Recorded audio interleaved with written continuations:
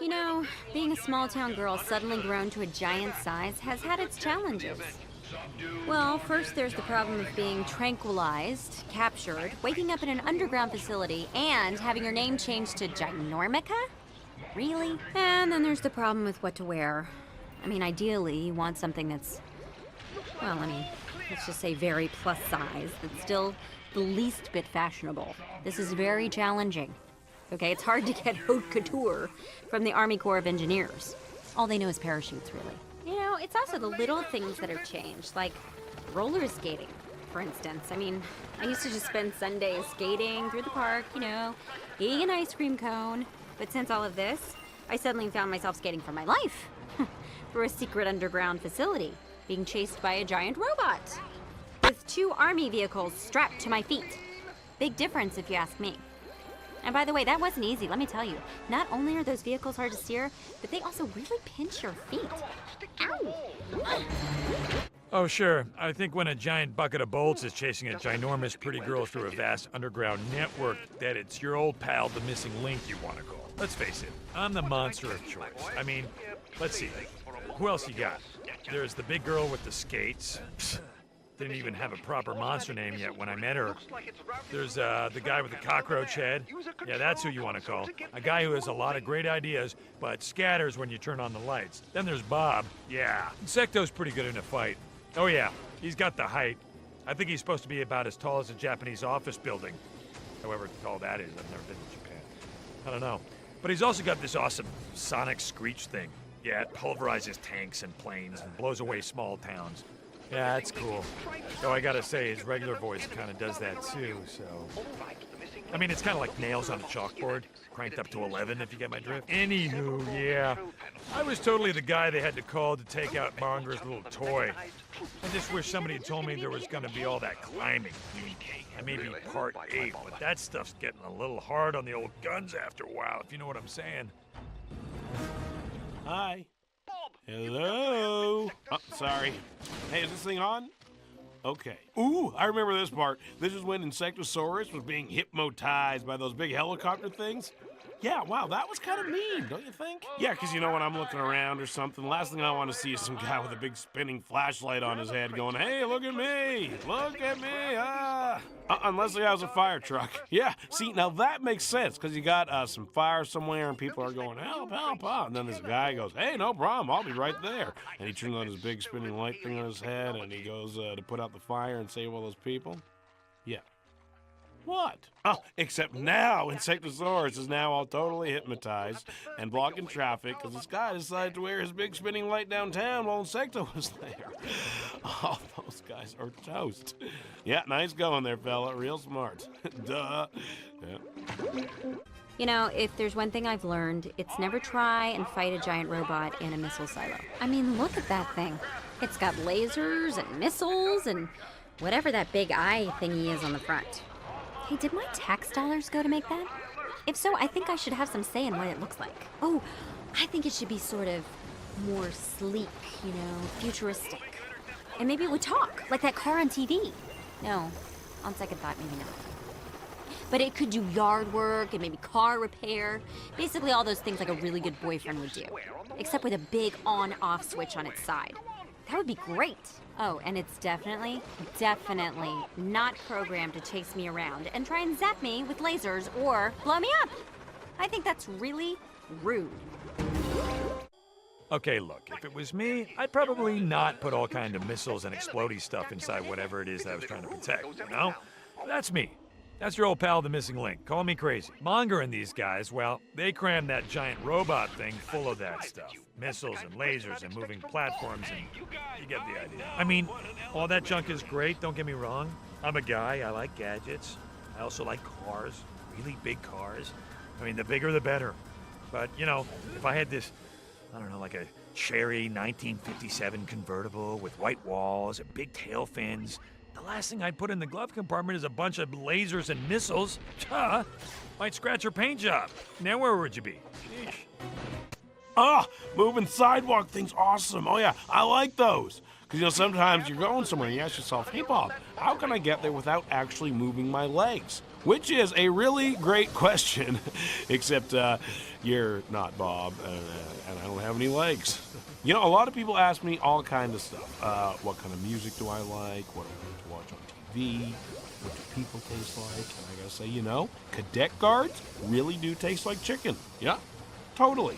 Of course, that's because they are chicken. Doc thinks that maybe General Monger's mixed in some kind of chicken NDA in them to make them, you know, like more extra chickeny, I guess. I don't know. And Susan doesn't even want to talk about it. She says eating people is gross, but hey, it's not eating them if you spin them back up, right? Blue-ah! Right? You know, if you would have told me before, Susan, you're not only going to get hit by a meteor and grow to an enormous size, but you're also going to be able to lift 12-ton hydraulic doors, I would have thought you're crazy. Cha! Before this, I could barely make it to the gym. Now I can lift the gym. Talk about girl power. Hiya! And by the way, for anyone who thinks they don't build them tough in America, you try fighting off a giant monster pacification robot in a secret underground silo. It's not as easy as it looks, let me just tell ya. Obviously, the Doc was having some kind of trouble figuring out a way to crater this hunk of junk. That's when he called the missing link in to do his magic. Luckily, even after a few million years on ice, I hadn't lost my touch. I was totally up to the task. Yeah, it's all in the wrist, or in my case, my whole body. Just a few turns here, a few loose bolts there, and abracadabra. Look, Ma, no more giant robotic arm. Anyway, once I single-handedly found a way into the giant monster-hunting robot, that's when it really got interesting. Oh, what are you talking about? What? I'm telling my side of the story. Your side? Your side? Just a moment, let me place a call. Ring, ring. Hello? Center of the Earth? Yes. Could you please send up an enormous grain of salt for my friend here? It appears he is telling a whopper of a fish story and needs it as soon as possible. Yes. Thanks so much. Goodbye. Is that fish story business supposed to be funny, Doc? Actually, yes. You know, even though I was really happy to get outside, I somehow didn't expect that I was going to have to fight another giant robot. Oh, and this one was from outer space. Yeah, space. And as if the first time wasn't hard enough, I had another set of cars on my feet. Cars on my feet. I know, crazy, right? Feet. So there I am, just skating, actually skating around San Francisco, being chased around by some kind of alien who knows what. Alien, yeah, who knows? And let me tell you, those cars were not comfortable. Not. On the other hand, they were sports cars. Uh-huh. Right? Pork skin and Piernelli. Bob? Yes, Sue, Norm, Gedemaka? You don't know what I'm talking about, do you? Nope. Huh, didn't think so. So, like, if anyone ever asks you what the worst part about having a scientist with a cockroach head as a roommate might be, you can tell them from me, it's the plans they come up with. Oh, and we're not talking about everyday run-of-the-mill common household variety plans. No, it's the king-size, super complicated, world domination, no way in the heck is this gonna work ever kind of jobbies that I'm talking about. And the names they come up with, oh, this is priceless. All right, so you go around in your crazy bug-headed scientist way, working out some crazy solution to some totally impossible and, let's face it, really bad idea, like, how am I gonna get and hide all of the missing Link's fish heads so he can't find them? And then after you work out every possible angle on this little gem, you haul off and you name it something completely ridiculous and boneheaded like Plan D. Plan D! Doc's supposed to be some kind of super genius or something, and the best he can come up with is Plan B. Sheesh. Even something like Operation Fishhead shows some kind of snap, some pride. I mean, give me something to work with here. Whatever. I caught him anyway and made him smell Insectosaurus's feet until he started twitching. Nobody nabs my fish heads. Just goes to show you, a stupid plan with a dumb name is no match for some good old-fashioned smashing and a pair of really stinky feet. Take it from me, the missing link. Oh, yeah, okay. This was that time, when I was doing that thing, and she did that other thing, and right into that thing. Yeah, that was great. You know. Bob? Oh, hi, Doc. You know, if you're going to talk about your experience in the vast and wondrous expanses within the alien robot, you should at least try to be a bit more descriptive. Oh, you mean like with a hat and a trench coat? No, Bob. Descriptive, not a detective. You know, add some flavor to your adventure, old boy. Spice up your story. Why, I myself am working on my memoirs as we speak. My life in words, as it were. You are? Why, of course, Bob. One day, my magnificent brain will be in a museum for all to marvel at, and people will want to know. Hence, the memoir. So, Bob, anything to add to your little tale? Oh. No need to raise your hand, Bob. I'm right here. Oh, right, Doc. I do have something to add. And it will make your story better, will it? Oh, yes. You're sure? Uh-huh. All right. Very well, Bob. Please, leap out on gossamer wings and trip the very light fantastic to add that crowning verbal glory that will drive home the unique and very poignant message of your story. Okay. Bunnies. Bunnies. Yep, bunnies. Fluffy bunnies. They always make things better. Though I thought all scientists knew that. You know, I'm not even going to ask. You know, I gotta tell you, poking around inside the guts of a giant alien robot is no way to spend your free time. Believe me, I was stuck in a block of ice for several million years, I should know. Boy, the doc was real excited about the alien robot junk, though, let me tell you. A little too excited if you ask me. I mean, once you've peeked inside one of these jalopies, you pretty much turned off to the idea of any kind of intelligent life out there somewhere. I'm not even totally convinced there's intelligent life here yet. Have you seen Bob? I rest my case. Meat with eyes could beat him in an argument. Sheesh. Ooh, alien plasma turtles. That's turrets, Bob. Alien plasma turrets. Oh, yeah, I like those too. Oh, hi, Insectosaurus. Yeah, I know, pal. That's what I thought, too. What did he say? Just that he thought he saw some kind of artifact in the alien robot that might link life on this planet with life out there among the stars. Great Scott! That's astonishing! At last, Wait a minute. You're putting me on, aren't you? Bingo.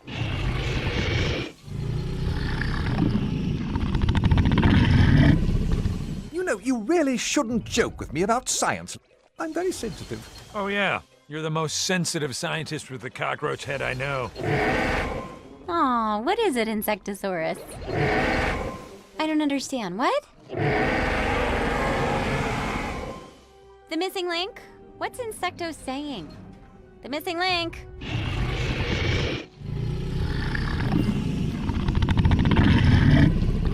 Doctor, why is it the missing link is the only one who can understand what Insectosaurus is saying? Susan, it's one of monster life's great mysteries, you see. Elegant in its form and deeply profound in its meaning. The missing link and Insectosaurus share a special bond that we've tried to study, but... You know, if you don't have any idea, that's okay too. Oh, very well then. Fresh out, I'm afraid. Yeah, thought so. It's not like I picked this stuff, you know, mazes, and all crazy surfaces to explore. Hey, I bet you thought I was talking about my nose. Oh, that's a joke. I don't have a nose. I do have a collection of wristwatches, though, still inside me from borrowing all those security guards. I suppose I really should return them. This part always chokes me up. I know, pal.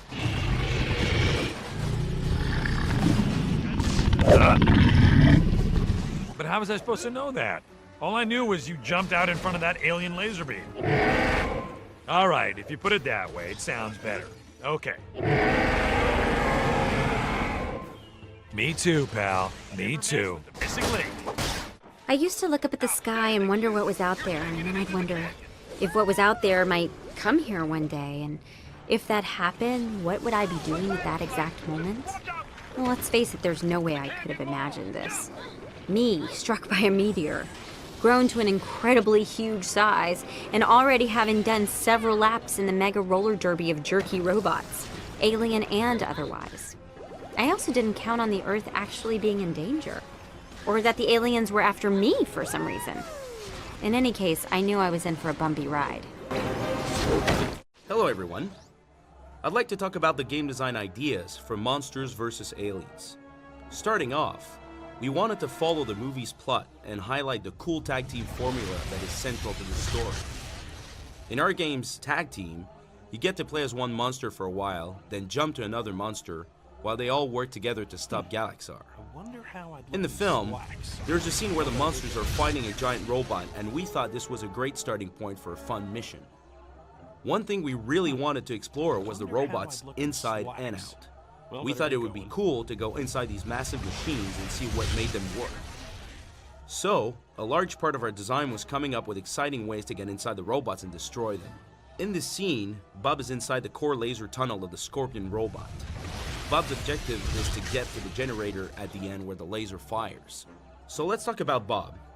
Bob is a really fun character to work with, mostly because of his personality and unique abilities.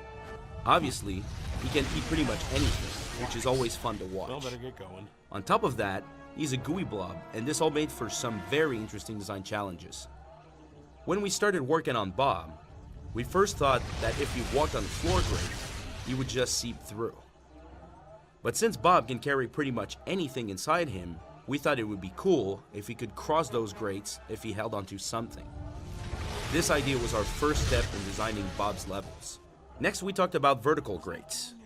Since Bob can see through normal floor grates, we thought, why not the ones on the walls too?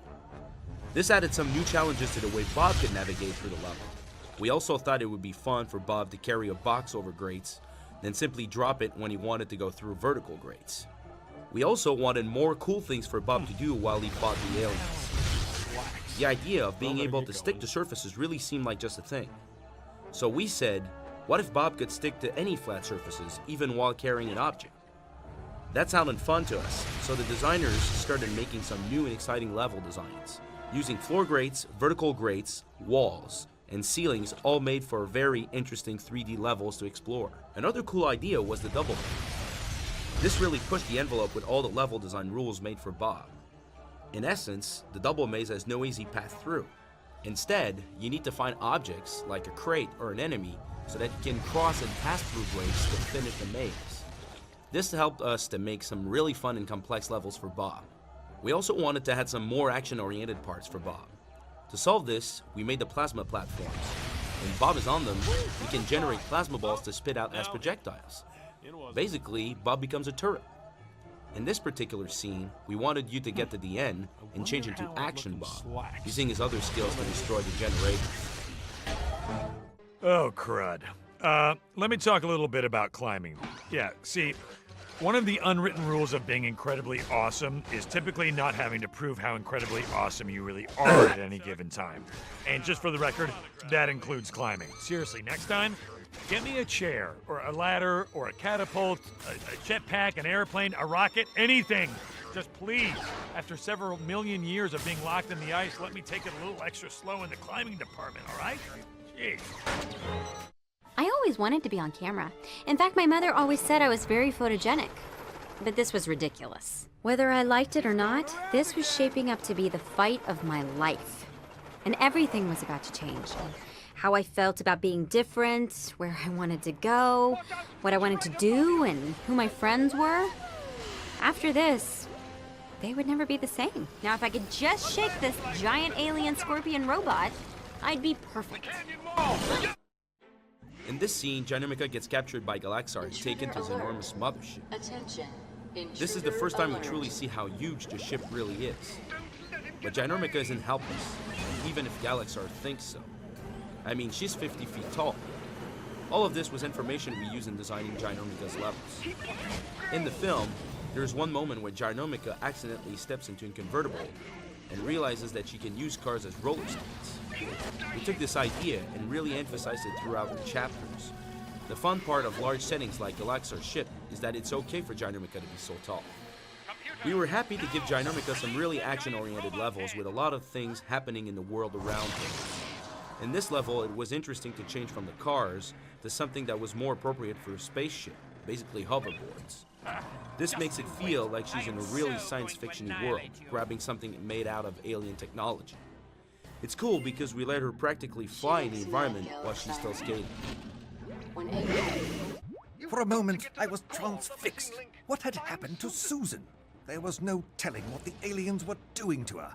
Perhaps they had her hooked up to some horrible, mind-probing machine, and were, even as we spoke, draining her precious childhood memories, cackling gleefully and gibbering in their alien mother tongue, as Susan's innermost thoughts spilled willy-nilly onto a gigantic screen for all to see. Rather, I knew quite a lot about Susan's childhood, and realized that it was about as interesting as stone soup that had been prepared not so much with an actual stone, but a small picture of a stone clipped from an old magazine that had been left out in the rain. Frankly, I think the aliens might have found an insurance seminar more interesting. But that's when I knew these aliens could be beaten. The solution was now clearly within our grasp. We could use the complete and total abject blandness of Susan's pre-monster life to immobilize these advancing extraterrestrial enemy and reduce them to husks of their former selves. It was a good idea, but risky. Dash it all, there had to be another way. I pondered. If you enjoyed that reading, then you'll enjoy my new book, How I Did It, by Dr. Cockroach, PhD, available at most reputable newsstands and preferred bookstores. Welcome back, Bob. This time, Bob is exploring the mothership instead of the inside of a robot. In this level, we're using Bob's skills from earlier in the game. It starts off with the grenade launcher bots throwing grenades that you need to spit back to them, something you've seen already in Chapter 3. The new thing we decided to introduce here is the moving Bob turret. Once Bob steps onto the plasma platform, it starts moving, so Bob becomes a moving shooter through the tunnels of the mothership. We also wanted to bring back the 2D navigational elements of Bob's gameplay, like we saw back in Chapter 1. Navigating in 2D with Bob is really fun for us because we can take an old school approach to designing levels. We thought it was really funny for Bob to use the living beings, in this case the aliens patrolling the area, as keys to access doors and new areas. This is why we had doors that would only recognize the aliens. We thought it was really funny to grab the key alien, carry them around these puzzles, and then hearing access granted, like Bob is a sort of spy sneaking through the level. That is the heart of our 2D Bob levels. We thought the player should have mastered Bob's skills by now, so it was time for some slightly different challenges. So in this level, we added to the challenge with lasers and moving turrets, making it slightly more complex for the player to safely guide Bob through. This is the scene where the missing link falls off the mothership and grabs hold of an antenna. We did this to give the sense of being really high in the sky and how big the ship is in comparison with the missing link. We also wanted to make sure that Missing Link had some really fun acrobatic elements in his levels, along with the fighting and the platforming. One way we did this was by including some really exciting elements like poles that he can swing around. Another part we wanted to add was the floating bumpers. These were really cool because you could have Missing Link bounce all over the place like he's inside of a pinball machine. We had so much fun with this that it's also part of his leap attack, where you start by juggling the enemies into the air after pounding the ground, then destroy them with the pinball move. Missing Link was a lot of fun because his character gave us freedom to explore different ways of fighting and playing in the levels. This type of area was really cool because we had Missing Link climbing like a chameleon or a lizard all over the sides of robots.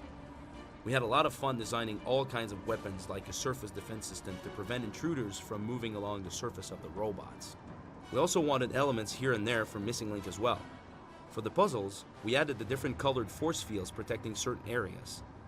The idea was that we would prevent the player from going to the next area unless they either hit the correct switch or destroyed the right thing that was keeping the force field intact. We thought the fighting on the side of the robot was really fun. The little things like smashing the drones and watching them fall or bashing the turrets are really exciting. So this is the final level with Bob, when he encounters Galaxar for the first time. What's funny is that Galaxar doesn't know what to do about Bob. So his big answer is to put him inside a sort of a cube maze. But we know that Bob's specialty is getting out of weird puzzles. We thought it was really great to have Bob navigate each face of the cube puzzle until he reaches the core of the extraction chamber.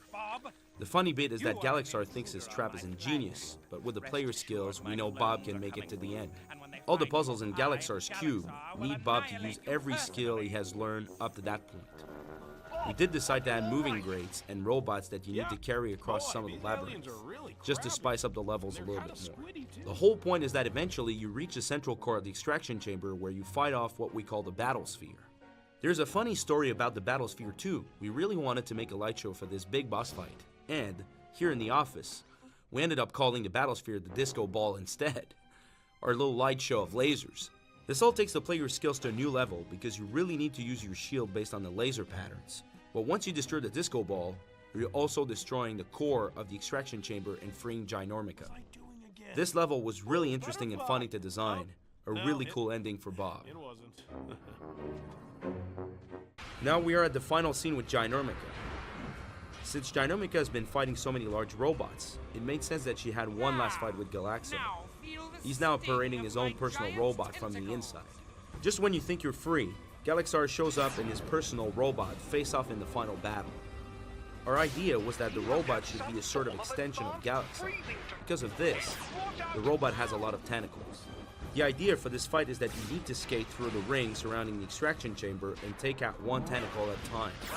Since Ginormica is so strong, it made a lot of sense for her to tear off the tentacles of this gigantic robot one piece at a time. After you beat Galaxar, we wanted to make sure the game finished with a big finale. So once you beat this robot, Galaxar gets really mad and chases you as you try to escape from the mothership. Then, to really end with a big bang, we thought it was time for the mothership to blow up.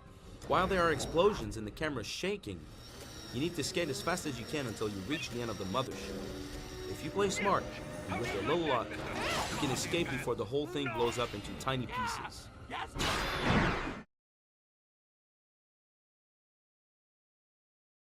Hey, look! It's that new show! Oh, I've heard about this. Did you get that? Ah, that's great! Now that is good TV. Bob, the channel is on the blink. Just change it. Yeah, try something tropical and cool.